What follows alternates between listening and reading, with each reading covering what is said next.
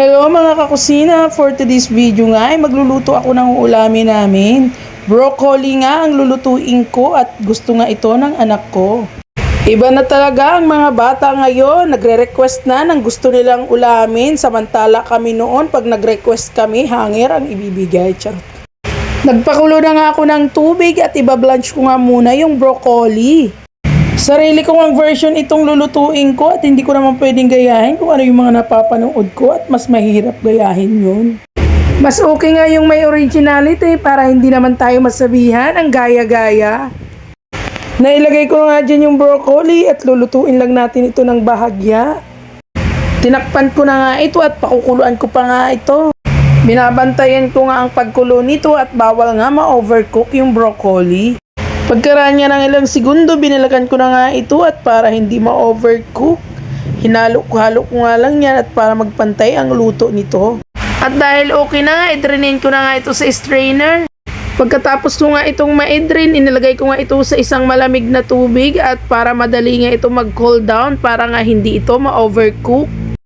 Sa pagkakaalam ko nga kaya ginagawa yung ganitong proseso para matigil ang pagluto ng broccoli. At isang dahilan din kaya ginagawa yung ganitong proseso para mapanatiling matingkad at maberdi ang kulay ng broccoli. Habang nakababad niya yung broccoli sa malamig na tubig, isinalang ko na nga itong kawali at magigisa na nga ako dito. Napainit na nga dyan yung kawali at naglagay na nga ako dito ng kunting mantika at naglagay din ako dito ng butter. Pagkatapos ko nga mailagay yung butter, sinunod ko na ilagay yung sibuyas at bawang. Igigisa nga lang natin to hanggang sa maging mabango na at medyo luto na yung ating bawang. Pag ganito na nga yung sibuyas at bawang, pwede na ilagay yung pansahog natin sa broccoli. So beef nga ang inilagay ko dyan, yung maninipis na hiwa lang at para masarap. Binudburan ko nga ito ng asin para magkaroon na ito ng lasa at linagyan ko na nga rin ito ng pamintang pino. Hinalo-halo ko nga lang ito para ma-contribute yung mga pampalasa na aking inilagay. After ko nga mahalo, tinakpan ko nga muna ito hanggang sa maluto.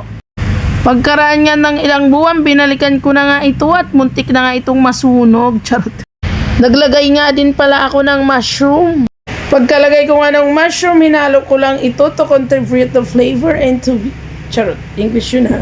Pagkatapos ko nga haluin, nag-add nga ako ng soy sauce at tinansya ko nga lang yung paglalagay ko dyan.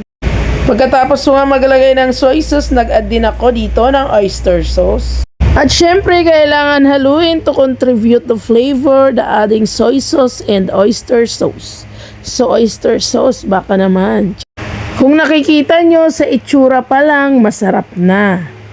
Pagkatapos ko nga ito haluin, nag-add nga ako dito ng water at takpan lang muna ito natin saglit hanggang sa kumulo. Habang inaantay ko nga kumulo, naglagay na nga ako ng cream of mushroom sa tasa. So ito nga kasi yung gagamitin kong palapot at masarap nga.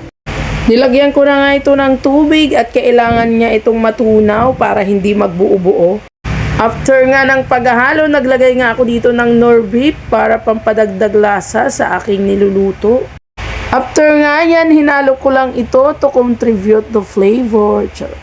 After nga ng paghahalo, na-drain ko na rin pala dyan yung broccoli at ilalagay ko na nga ito. Nung nalagay ko na nga yung broccoli, kailangan ito haluin to contribute the sahog into broccoli. So nilagay ko na nga din dyan yung cream of mushroom at kailangan nga itong haluin para hindi nga ito magbuo-buo at lumalapot nga ito. Dahil nahalo na nga ng maayos at luto na rin naman ang broccoli ay pwede na itong iserve. So kung okay na yung ganitong pagkakaluto sa broccoli at pangit nga ang overcook ay okay na yan, ready to serve na. So ano pang hinihintay nyo? Ready to serve na ang ating broccoli.